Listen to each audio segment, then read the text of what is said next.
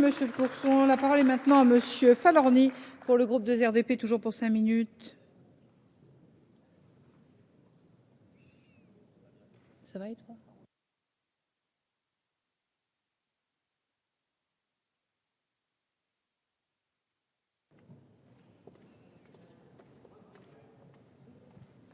Bonjour, ça va?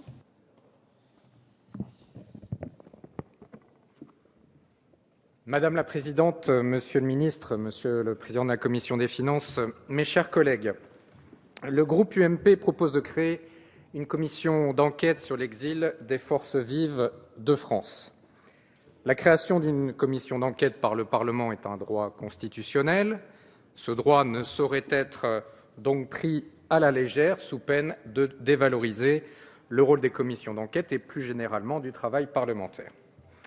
Le droit de tirage accordé à chaque groupe parlementaire, une fois par session ordinaire à l'exception de celle précédant le renouvellement de l'Assemblée, doit donc se faire avec discernement. L'article 137 de notre règlement précise que les propositions de résolution doivent, je cite, déterminer avec précision les faits qui donnent lieu à enquête. Or, cette proposition ne donne aucun fait.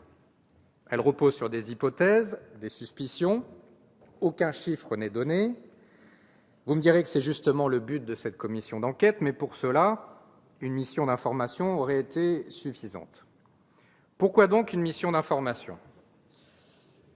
L'esprit de polémique qui caractérise parfois l'opposition n'y est sans doute pas étranger, alors même que les parlementaires devraient être plus que jamais unis dans l'intérêt du pays. Toutefois, la création d'une commission d'enquête est un droit.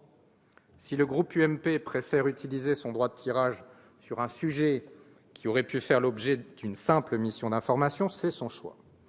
Le groupe 2RDP ne s'y opposera pas.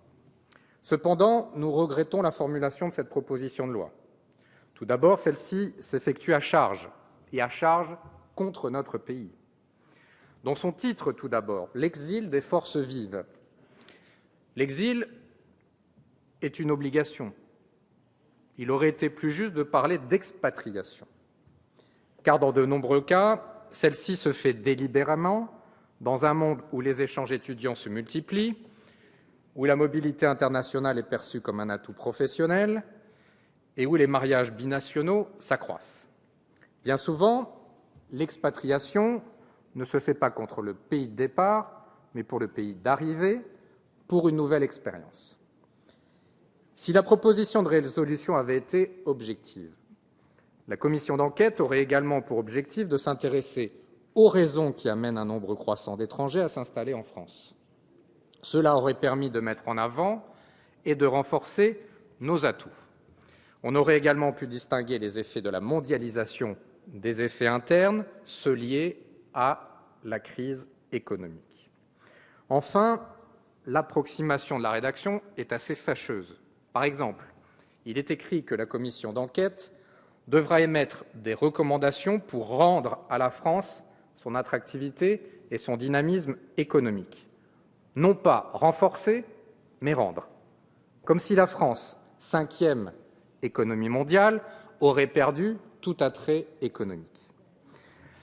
Les mots ont un sens, mes chers collègues, et ce dénigrement constant de notre pays est aujourd'hui ce qui lui est le plus dommageable. Comment donner envie aux Français, l'envie d'y entreprendre et d'y investir, lorsque des députés de la nation la rabaissent systématiquement ? Aucun sujet ne doit être tabou dans notre Assemblée.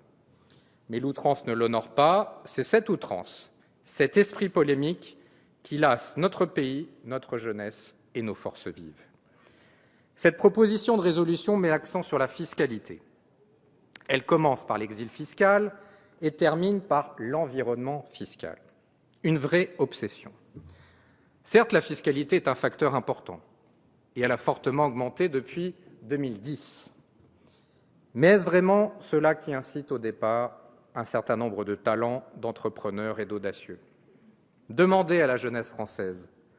Ce qui incite les jeunes à considérer une expatriation de longue durée, c'est avant tout un doute dans notre pays. Un doute quant à sa capacité de donner une place à chacune et à chacun. Ils critiquent son état d'esprit, un esprit considéré comme trop étriqué, trop élitiste, qui ne donne pas sa chance aux ambitieux. Les sondages le montrent, ce qu'ils recherchent à l'étranger, c'est avant tout un changement de mentalité.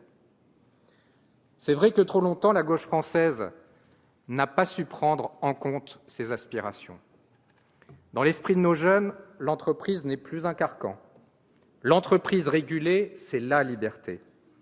Et c'est ce que défend le groupe auquel j'appartiens. L'entrepreneuriat est une valeur de gauche. Il n'a pas peur du mouvement, il n'a pas peur de l'avenir, il n'a pas peur des nouvelles technologies. La gauche a entrepris sa mutation, et le discours de politique générale de Manuel Valls nous l'a montré hier.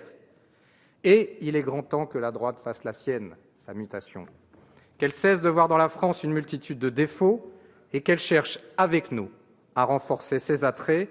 Espérons, mes chers collègues, que cette commission d'enquête sera conduite en ce sens. Je vous remercie. Merci.